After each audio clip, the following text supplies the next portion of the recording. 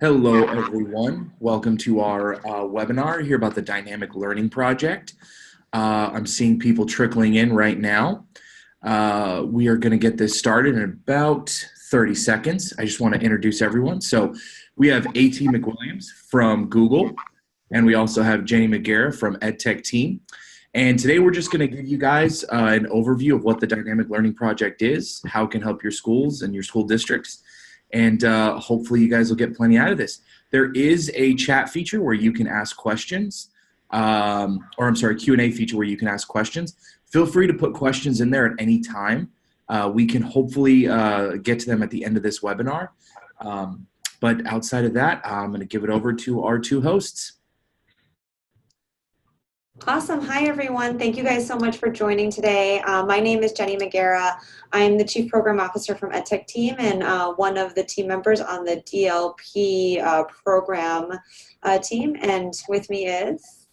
Hi, everyone. I'm AT. I'm the Coaching Program Lead for the DLP here on the Google side. And today we're going to tell you a little bit about the Dynamic Learning Project. We're obviously incredibly passionate about this project. It's been something we've been developing and really doing a lot of thinking around for the past several years. And this year we're really happy to be able to share it with the world and make it something that all of you can bring to your schools and to your teachers. So we're going to go ahead and get started. We want to kind of start off by talking about why we built the Dynamic Learning Project. So the DLP was created because we wanted to think about this big challenge that instructional needs are shifting. There's a lot of statistics like the ones that you see on screen right now about how our kids are going to be in jobs that don't yet exist in the world, and how computing jobs are going to be the #1 source of wages, over 500,000 openings across every industry in every state in computer science, and that's going to grow twice as fast as other careers for our kiddos. Additionally, the way schools are running are also shifting. We're seeing a lot more use of digital pedagogy for the way that we assess our students in tests like PARCC and NWEA. And so infrastructure is being built to support these new mindsets we need to build in our kids, these new skills and strategies they need to be able to graduate to be successful in the future, and the ability to be successful in digital-based assessment in the today. So we see a lot of schools investing in devices and technology tools. However, the challenge with all of that is it's creating something called a digital use divide, or a second level digital divide, meaning while more and more schools are getting access to technology, more and more there's becoming a huge chasm between the schools who are successfully and effectively implementing the technology to meet the needs of students in proactive ways, and schools that are either not using it at all, so it becomes a waste of money, or even worse, they're using it ineffectively, where it's in fact negatively impacting teaching and learning. So the question we have is, how do we shift teacher practice? And that's really hard. If you look at Everett Rogers' diffusion of innovation theory, 84% of your teachers are going to be really resistant to change. And if you take a look at this little metaphor we have here, you've got your early adopters, those teachers in the front row who are like, "Whippy, let's do this." But then your early, late majority and your laggards are like, "I'm not really sure about this."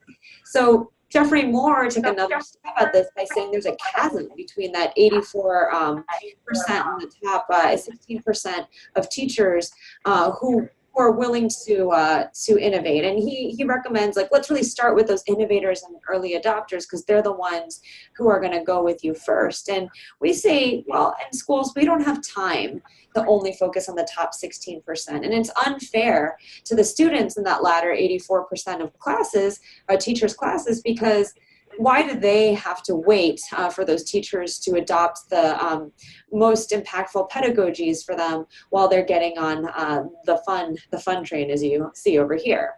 So what we're trying to figure out is, how do we shift teacher practice across every single classroom for every single student, where we're not saying, oh, that's fine, we'll just see these top 16% and these latter 84% will get to you someday.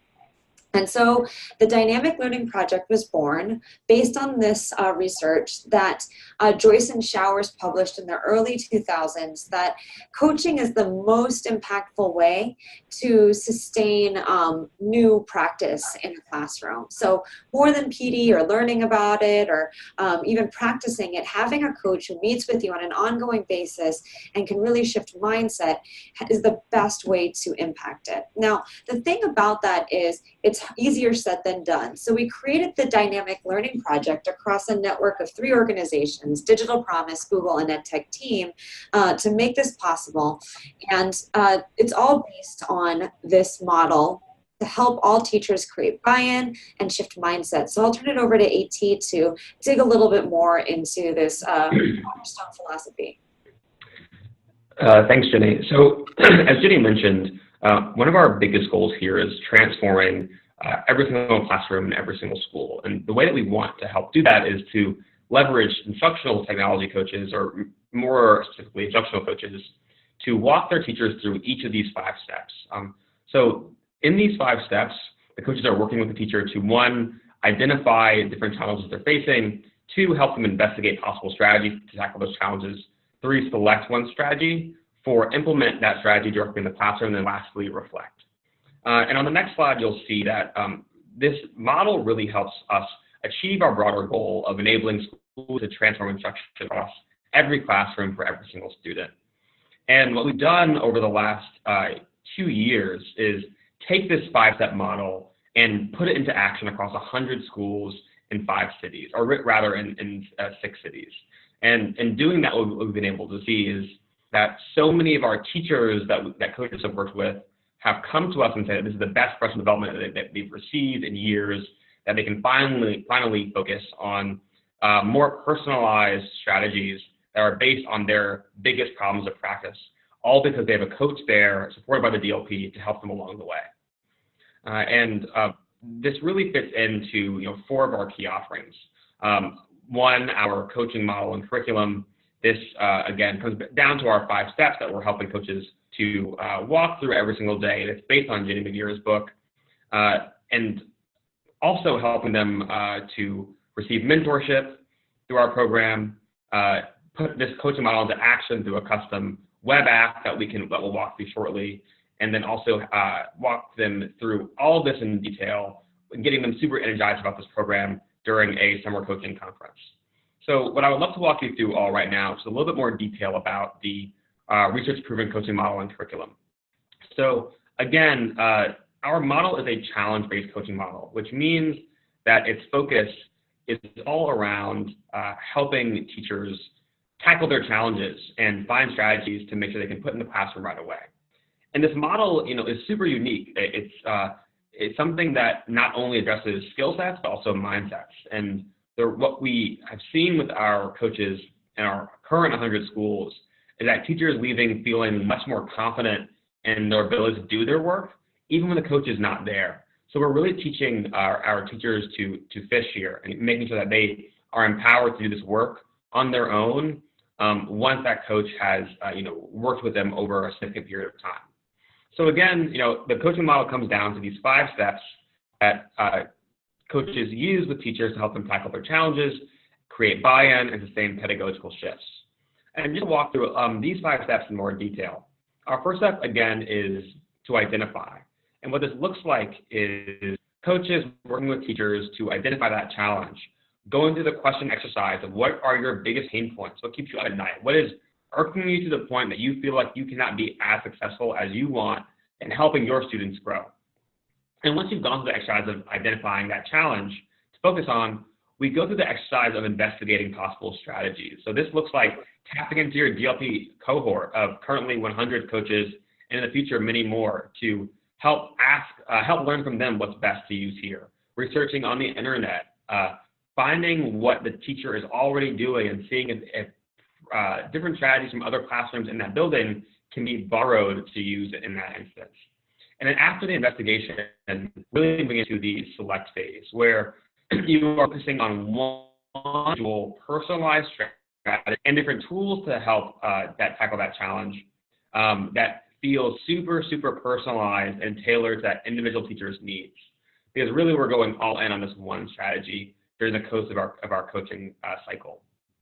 And then next up, we have our bulkiest and the most significant part of our coaching experience, which is all around implementation. So after you've identified that challenge, found your strategy, your job in the implementation phase is to put it into action.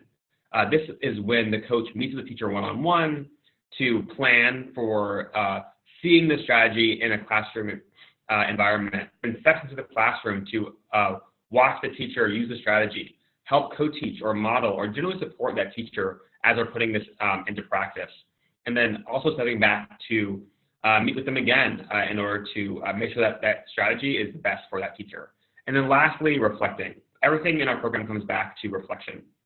And before a coach and teacher move on to something new, they sit down and figure out what worked, what didn't work. And am I comfortable as a teacher moving on to a new challenge? Do I feel satisfied with my progress? And once the cycle is complete, a coach and teacher move on to something new. So what we find is that teachers by the end of the year tackle dozens, maybe even hundreds of challenges across the school building, all through using this 5-step model with their coach. And what we've done to help make sure our coaches are prepared, along with the administrators who are part of our program, is that we've created a really robust online curriculum for them. And what it looks like is taking all the best practices that they need to put this model into action, all the areas of knowledge that they need, things like how do I help students collaborate, how do I help teachers tell stories with their students. And they've really encompassed this into one very rigorous online curriculum. And when they go through these trainings, they'll have a chance to check their own understanding, add their answers to forums to foster conversation with other coaches. And it's really meant to be an interactive experience that helps them, after 1 year, be fully prepared to take on this program in the future and become a really, really strong coach.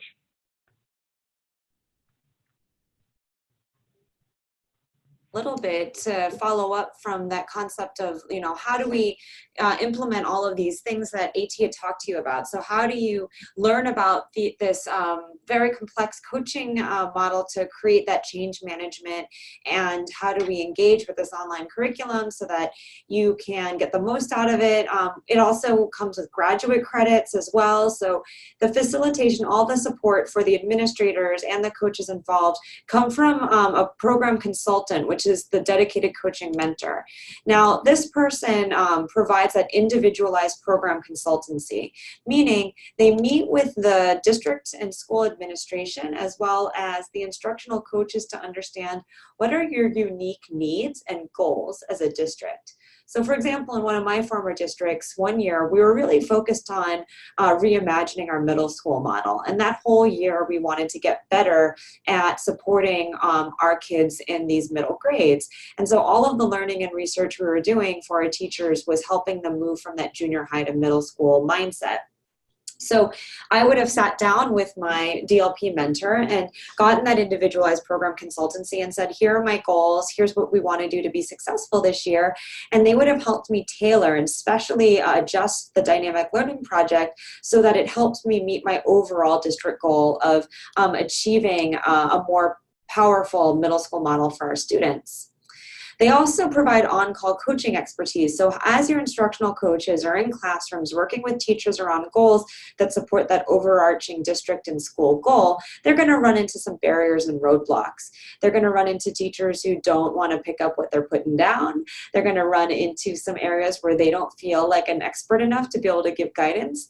And they're able to call their DLP mentor to not only get resources and support to level up their expertise, but also troubleshoot relationships and situations to navigate the murky waters of changing mindsets to, again, make sure they're getting that 100% of your teacher bell curve and not just the ones who want to be coached.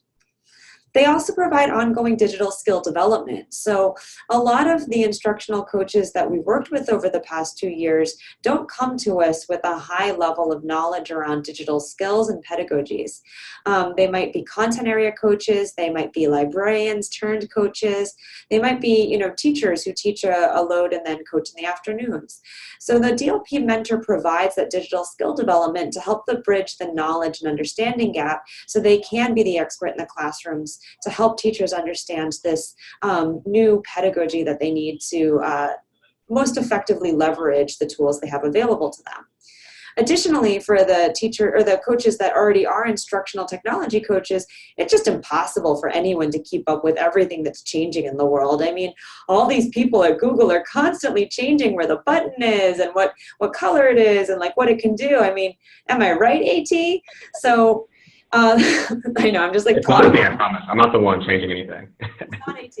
All right. So no one throw virtual stones here. But the idea is that it's on the DLP mentor to be the person to keep up with all of these changes and then convey that knowledge to the coach so that they can focus on the hard work of building and maintaining relationships and mindset change in the schools and not keeping up with their own knowledge development. They also provide outsourced coach management, meaning as an administrator, it's really hard to know, like, where are your coaches? What are they doing? How much impact are they having? How am I validating this headcount? Which teachers are they working with, and how do I track their progress? The mentor can provide that outsourced management for the administrator to allow them to get the data to help them understand how much impact is the coach having, how do I make sure that they're progressing, how do I make sure that every teacher's getting what they need, and delivering that data to the administrator to report up as needed. They also provide leadership support. So how do I create cultures, systems, and structures to support teacher growth and that mindset change? How do I create an environment where I'm breaking down barriers and making everyone want to take more risks? And the mentors can work with leadership around creating opening PD, working with resistant leaders, working with, developing rationale to fundraise or develop funds to continue to support work. And so they can also be that thought partner for the DLP administrators as well. So these are 5 huge buckets that program consultant known as the DLP mentor provides, and they're really there to, again, make sure that we're customizing the dynamic learning project, especially for your district's needs, and making sure that your participation feels like it's clearing the plate and not adding to it. The idea here is they're making it so that the dynamic learning project is not contributing to initiative fatigue, but allowing you to accomplish existing initiatives more effectively and more efficiently. They do this by meeting every other week one-on-one with the instructional coaches, meeting with all the coaches in your region monthly, having site visits in the fall and spring, and additionally meeting one-on-one with all the administrators on a monthly basis as well. They also provide the Dynamic Learning Project Coach Success Standards for you guys to measure coach success across time and to target areas of growth for the coach, and developing professional development plans for the coaches to make sure that they're continuing their growth. In the past couple years, the 5 Dynamic Learning Project mentors have provided over 13,500 hours of support and professional learning hours for our schools. And they've done so in a really customized and thoughtful way based on relationships and based on tailoring needs to, again, unique goals. Next up, we're going to talk a little bit about something else we've customized for schools, our custom program app and data. So I'll turn that back over to AT, who was one of the leads on that project. Yeah, so one of the things that we're really, really excited about is for the participants in this program, we've built a custom web app, which is meant to help our coaches organize their daily activities and also our administrators stay abreast of the progress that's happening in their schools. So again, that coaching dashboard is best defined as you'll see on the next slide, a way to help our coaches manage and document their one-on-one meetings, their classroom visits, and their reflections. And on that following slide, you'll see a graph, and that graph shows, I think it's just another slide ahead, Jenny. Yes, that there is a huge gap in the tools that have been created to date that help with peer-to-peer observation and coaching. So you can see we have tons of coaching tools, tons of learning management system tools, but there's a huge need that we're filling here and for helping coaches have an easy way to take notes in their meetings, jump into classrooms, record with video and images, and keep all that in one centralized place. So a few key features, you can record notes to share with your teachers. You can, again, upload videos and images to help with those classroom visits. You can track teachers' progress super easily, so you can see exactly how each individual teacher is growing, if you're a coach, and then if you're an administrator, see what trends are happening across your school in terms of growth. And then lastly, share that data back. So the coaches are constantly updating their administrators with how their teachers are doing. Just to show you a few different shots of the product itself, we have a super simple way for you to organize the teacher's information with our roster. On the next slide, you'll see that we've made it really easy for you to add new teachers, so you can constantly be updating your different cohort as the school year goes on. On the next slide, you'll see that we can record one-on-one meeting notes. In addition to that, we're also able to collect information during classroom visits. We've created customized tools that help collect information, such as how frequently students and teachers are taking different actions, how students are participating, how are students answering questions in ways that we know ladder back up to that lesson objective. And again, all this is really made custom for our coaches here. And then, the last few slides include being able to share that info back with your teachers, and also being able to collect and export data. As you'll see on this next couple of slides, we have some really great visualizations that you'll be able to see both as a coach and as an administrator. So you'll always have, a really good, easy to access information about your teacher's progress.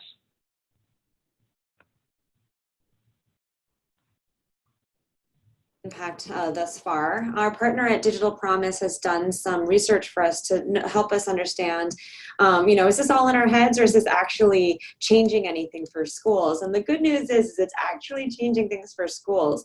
And they know this through a ton of research tools. They did in-depth surveys with teachers, students, coaches, administrators, snapshot surveys monthly, case studies in certain buildings throughout our 100 pilot schools, the classroom visit forms that the coaches are collecting. Teachers created teacher innovation plans, and then of course school level data like test scores and engagement.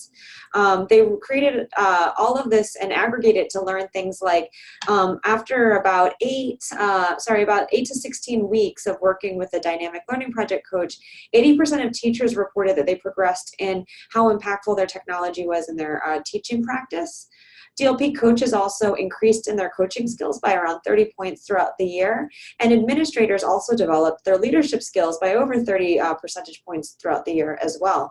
So we're seeing, again, like teacher strength growing, coach strength, and leadership, so across the board, significant growth. Now, this all kicks off with an event at Google.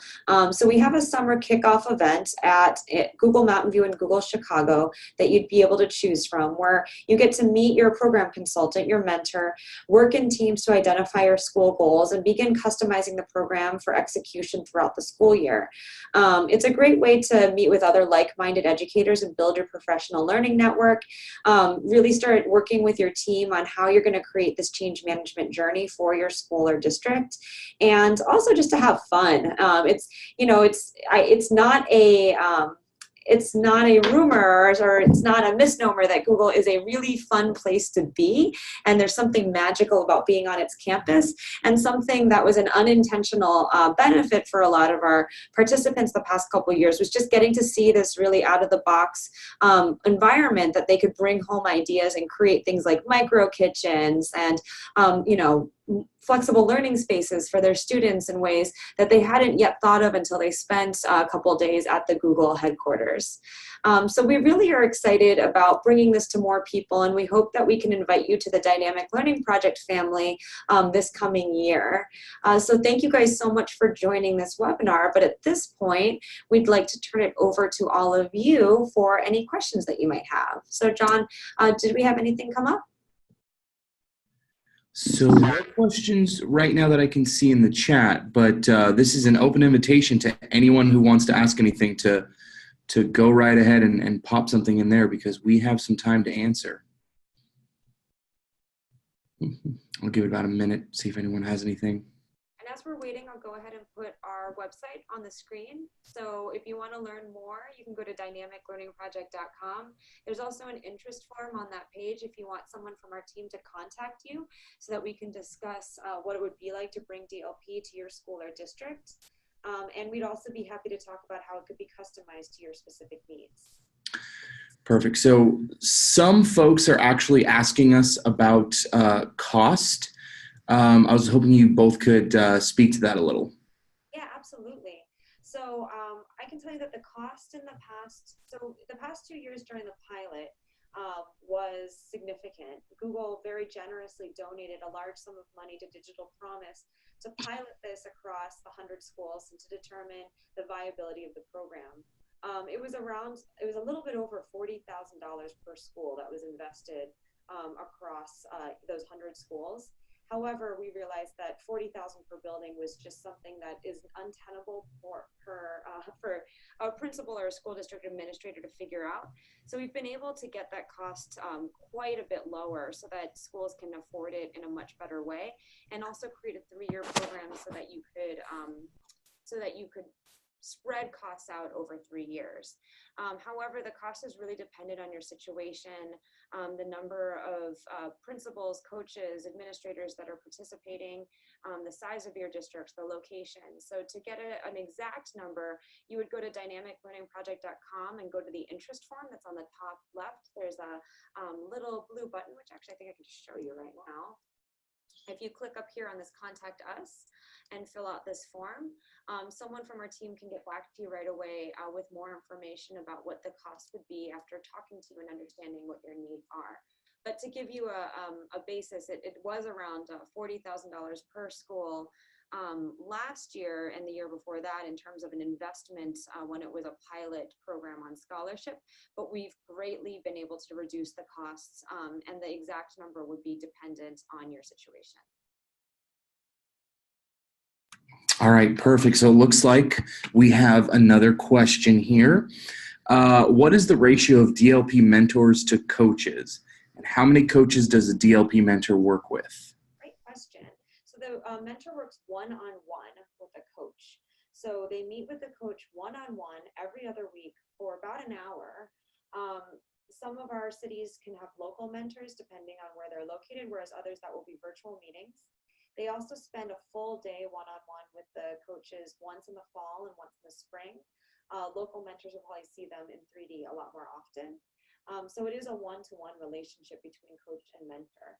Each mentor has no more than a total caseload of 25 coaches on their roster, but they only meet with them in groups once a month in regional meetings. And the reason we have those regional meetings is because we think that coaches can learn from each other and share problems of practice. And, it's always better to learn in a group.